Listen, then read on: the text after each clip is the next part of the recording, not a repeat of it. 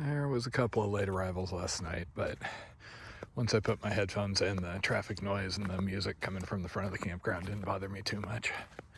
I really had to stop myself last night from just running off into the open area and setting up behind a bush somewhere. I would rather do that than be here. The only advantage this campground has is easy bathroom access, which, don't get me wrong, I'll take that whenever I can, but I would much rather just be off on my own than camped in a campground dealing with music and all the other campground things. Today's plan is all about just getting close to Canyon City. I'm about 33 miles away and trying to figure out what I'm going to do around this next heat wave, because I'm getting a couple of different mixed signals about how hot it's going to get. As much as I miss Jen, I do really enjoy being back in this tent. This tent is probably my favorite tent I've owned overall, just because of all the experiences I've had with it. Perfect size, easy to set up, fast to set up, fits pretty much anywhere. Holds up to some pretty hellacious storms. Okay, a little bit of a slow start, but I'm getting out at 6:40. It looks like the hot weather is going to last for a couple of days. Today is the last of the reasonable temperatures. Then it's going to spike up to 100 degrees. I'm currently talking to my parents, but my thought is get close to them, maybe overnight with them tonight, but then start early. Get a half day in tomorrow before it hits 100, then get picked up, miss the evening, kind of similar to what I did before with Jen when it got so hot in Kansas. And then I can take a day off and then the following day start early. That should get me up high enough in the mountains where I don't think I'm going to have to worry about high 90s anymore. I do really appreciate having campground access just for water, though these water faucets are kind of funny. They have a feature where if you push that handle down, water will shoot out the top. I got hit in the eye so hard yesterday, if I'd been wearing contacts, they'd be pretty much in the back of my skull. So this is that same bike path that started in Pueblo yesterday. Unfortunately, I don't think it runs all the way to Canyon City, which is a shame. This is really cool. I had never done much in Pueblo other than pass through, but that river walk, aside from the occasional unsavory element, was kind of a cool thing.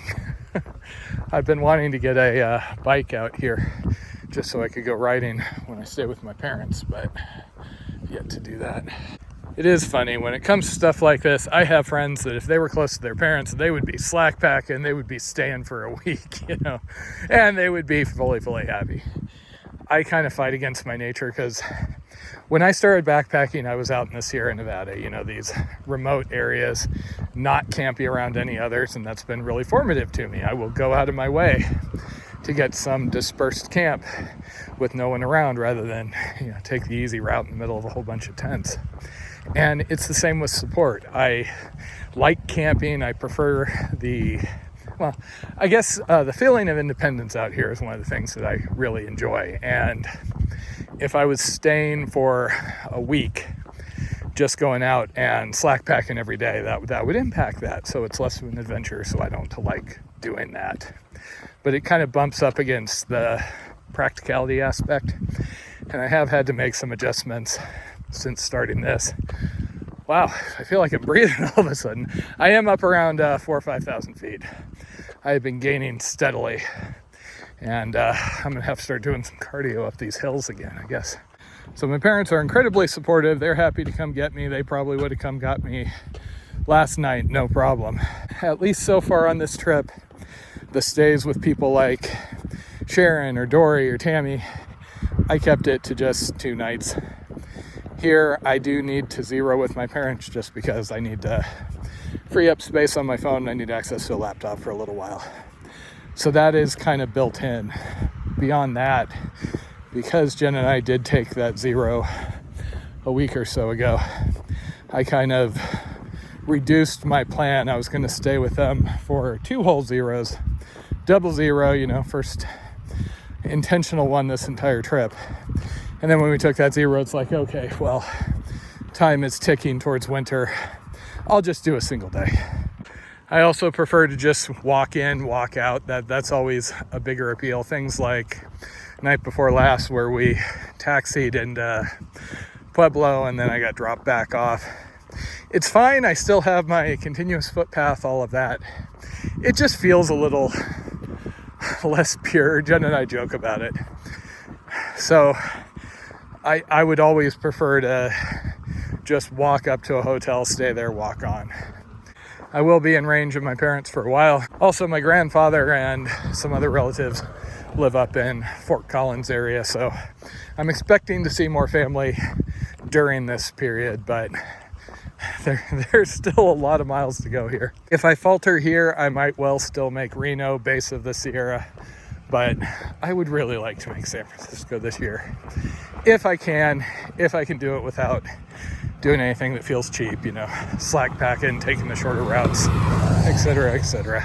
And there are shorter routes out here. There is an alternate, which is damn tempting when you look at it, that just goes straight up the road from Pueblo to Colorado Springs to Denver, and then boom, cuts across on the main route. I mean, hell, I was kind of surprised the route didn't go to Canyon City, then kind of continue over to Salida along the 50 and then pick up the CDT from there. But I have no access to any of the decisions that were made as far as where to route it. I assume there was some sort of a reasoning behind it. In some cases, you can tell they want to take you through cities, and that has been one of the appeals of this to me. Like, I enjoyed walking through Pueblo and some of these other towns. If I had just wanted to walk across the US, people do that in 3,000 some miles. So I would be closing in on the finish here. I wanted to walk across, but do the American Discovery Trail. So I think I have about 2,100 miles left or so, assuming all of the numbers have been updated. I know they rerouted some things through Nevada because the original route required basically food and water caching. It requires that in Utah too, but Utah has the advantage of Bob Palin. Jen and I were chatting throughout the day yesterday. She did make it back to Southern California, made it into the campground without too major of a hitch. The only thing seems to be her keys went missing. Today is her first day back at school. It is all staff development here. She has a couple of days without students, and then next Tuesday is when things really kick off and she meets her new students for the first time. So she is sad that we're apart and to come off of this, but I can tell she's starting to get at least a little bit excited now that she can really switch over. Because like I mentioned, Kansas pushed us so hard, there really wasn't mental space for anything other than one foot in front of the other and just trying to survive and get what sleep we could. It has been doing me so much good to be staring at mountains through all this. That's Pikes Peak over there, known for having a cog train and a donut shop up at 14,000 feet. Sadly, I think this ends right about here. I'm going to be back on roads. Sadly, while the bike trail does continue, I am now getting off on residential roads.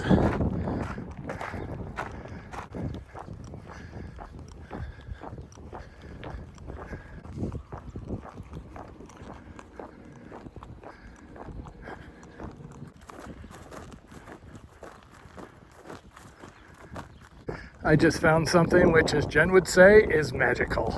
Not the Dollar General, those are everywhere. There is a general store in another mile that has breakfast burritos. That was one of those stops that was way too nice and made me waste time that I probably shouldn't have.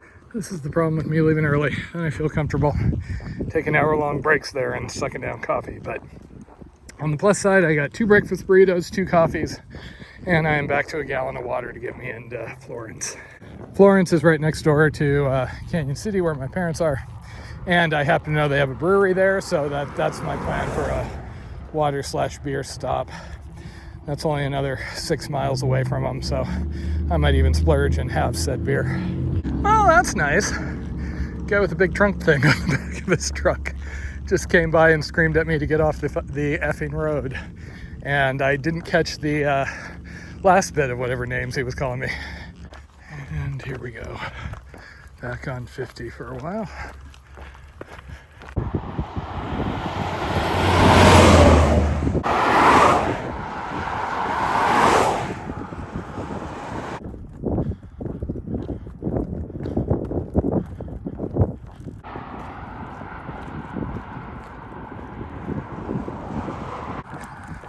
Oh, that was fun.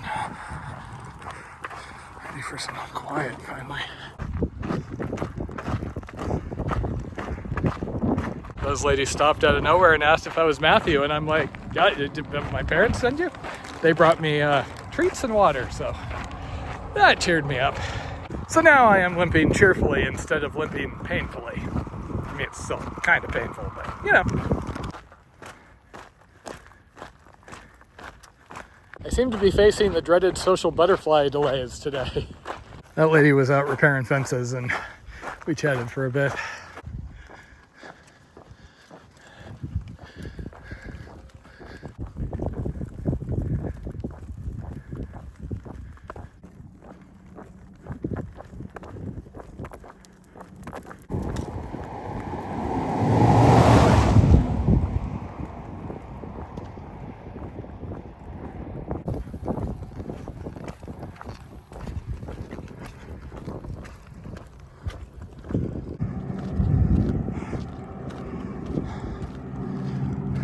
Somewhere here they actually do rafting on the Arkansas. I think my dad's done it before.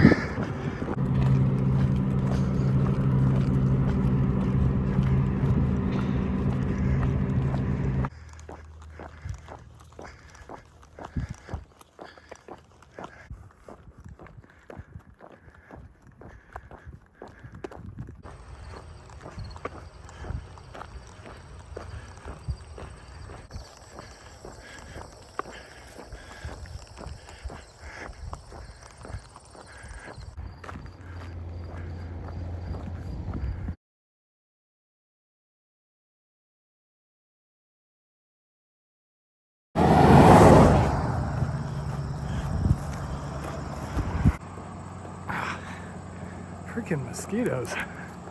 They're vicious right now.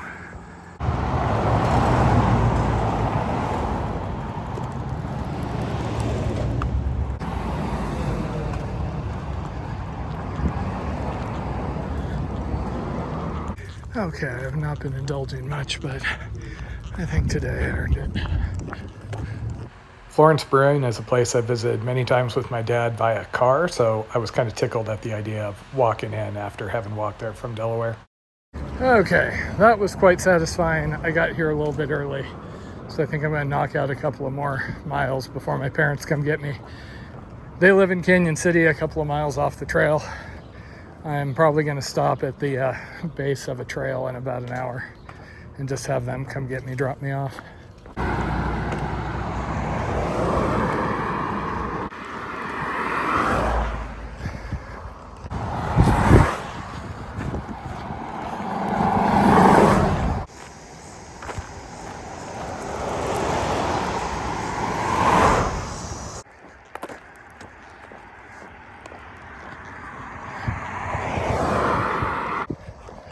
This road has kind of sucked, so I decided to pound it out. My parents are going to pick me up when I exit it. There's a trail running down by the Arkansas through Canyon City, so at least I don't have to jump straight into this tomorrow.